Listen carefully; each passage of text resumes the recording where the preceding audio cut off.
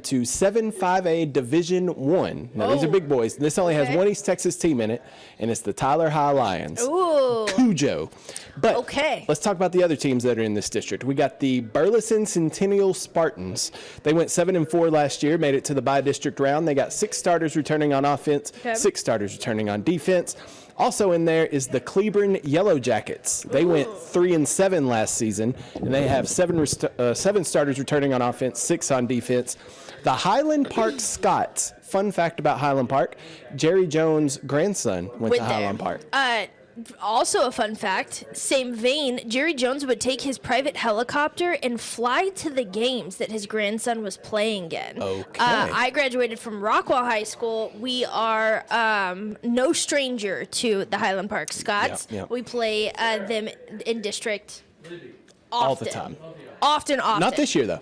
Not this year. No, there's a reclassification, obviously. But we have played them so often. When I was there, my sisters, both of my sisters, so for the last 10 years, we've been looking through this and playing against the Highland Park Scots. And when Jerry Jones' grandson was the quarterback there, he would fly his helicopter and land it right next to the stadium. Like pre-game, it almost sounded like a flyover, right? Because pre-game, you knew, here it comes. I mean, if I had that money. And it would hover right across the stadium and then land like right next to it. That's pretty awesome, though. It was impressive to see. You know, another famous Scot from Highland Park, Matthew Stafford, the quarterback for the Rams. I did know that, actually, He went to Highland Park as well. So anyway, they're in a district with Tyler High now. And, interesting. And the reason is that Rockwall no longer plays them is because Highland Park dropped from 6A D1 to 5A D1. Interesting. Okay. So that is why. They got smaller. Yes. Well, I don't know if they got smaller or if the number went up. You know what I mean? So like the way they do the way they do the realignment, is they go in. Right. For years when I was in school, Highland Park was the cutoff. Like Highland Park would not ever go 6A because of the cutoff number. Right. And then in the last reclassification, they did move them up to 6A, but now they're back down in 5A. But they were 11-2 last year, 6A D1 regional semifinalists. So they made it deep in the playoffs. Good. They are very good. Highland Park, they're actually picked to win this district this year. Well, listen, I know when I was in Rockwall, when I was in high school, so what, 10 Don't age plus yourself. years ago? Yep. I'm 30 now, so yeah, like 10, 12-ish years ago. Yeah. I was a cheerleader, and so we were very attuned to the football, everything, right? And I love football in general. Highland Park had their team have like a nutritionist. Yeah. They get the most out of their athletes. They have the alumni that they have there probably helps out with that a lot. And that's what I'm saying is like that. It makes sense that they're 11-2. It makes sense that they're slated to win. Doesn't mean that the dark horse can't come in and take it all. Right. But they have like private coachings throughout the week. Yeah. That's not just like the head coach is there. Yeah. They had nutritionists. I don't know what they have now, but they did then. For sure. Yes. So anyways, Highland Park, they're in the district now. Also in the district, Joshua Owls. They went 1-9 last year. They returned 8 starters on offense, 7 on defense. One thing I need to mention about Highland Park, not a lot returning though, just 3 on offense, 5 on defense. So kind of a new team this year for Highland Park, so we'll have to see. Okay. Also in the district, the Midlothian Panthers. They went 8-3 last year. They were by-district finalists. They got 3 starters on offense and 4 on defense returning. The Red Oak Hawks, they were they only had 1 loss last year. They were 12-0 until the regional semis when they lost in the regional semis. So Highland Park Red Oak going to be up there battling. Yeah, that's going to be a very big game. I wonder if that's going to be like a homecoming game. Ooh, that would not be smart. So here's the thing with homecoming. You want to win. Right. You want to put, this is going to sound terrible, but it's just the truth. You put the teams you think you can beat for homecoming. So me personally, if I'm Highland Park, I'm probably not putting Red Oak as my homecoming. No, you make a good point. Maybe it is more of like a classic, like it'll be a new classic. Could be for the district championship. District title could be on the line. But there is a team in this district that may have something to say about it. They wear blue. They're right down the street, and their nickname is Cujo. Ooh. It's the Tyler High Lions under the direction of head coach Rashaun Woods. And instead of me yapping about the Tyler High Lions, let's let Coach Woods tell you about the Tyler High Lions. Let's do it. All right, we're here with the head coach of the Tyler High Lions, Coach Rashaun Woods. Coach, how are you doing today? I'm doing good. Good. Well, I'm glad you could take the time to join us today. I want to talk a little bit about last year. Not the way that the Lions wanted to go. It was your first year at Tyler High, 6-4 overall record, 3-4 in district. What are your thoughts on last season? A little bit. Uh, I was actually pleasantly pleased with the way that the guys worked. I think the term of not the way necessarily we want it to go, I don't necessarily think that that's accurate.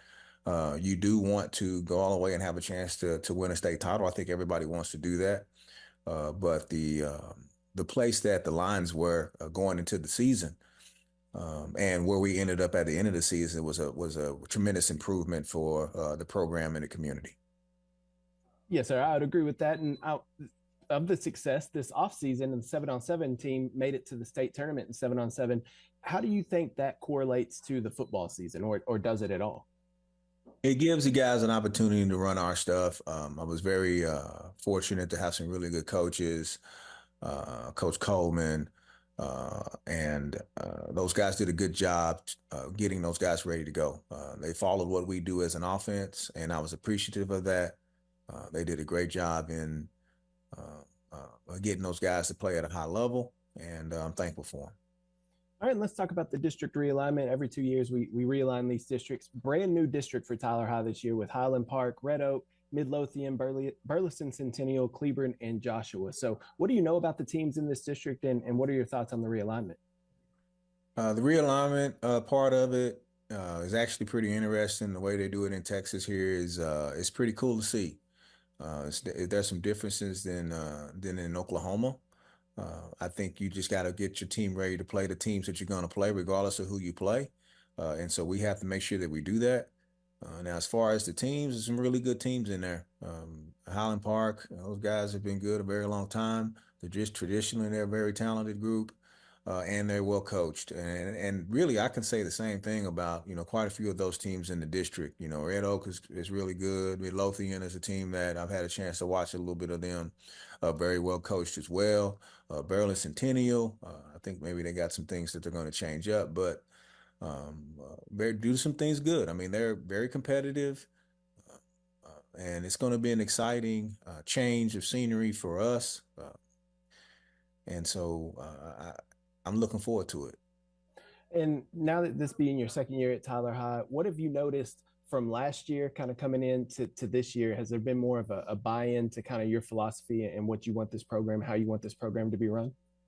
Yes, it is a buy-in.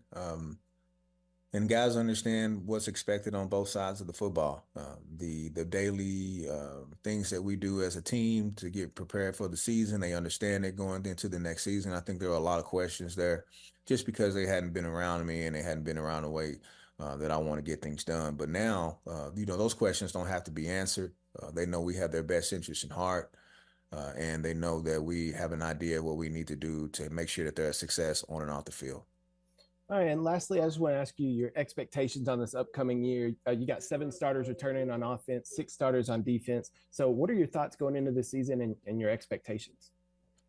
Last year we were competitive in every game, and that was that's a good thing. That's what you want to have. This year it's a lot of the same things. Every game you want to go out there and you want to give your team a chance to win. The expectation is that as a coaching staff that we do that. Whether or not we reach that goal or not is solely dependent on that. But the goal is to prepare these guys the best that we can, go out, and those guys play hard and try to win every game. And if we do that, I'll be more than proud of this group. All right, Coach Woods. Well, I appreciate you taking the time and talking to us today, and best of luck to your Lions this season, and we'll talk to you down the road. Thank you, sir. All right, thank you, Coach.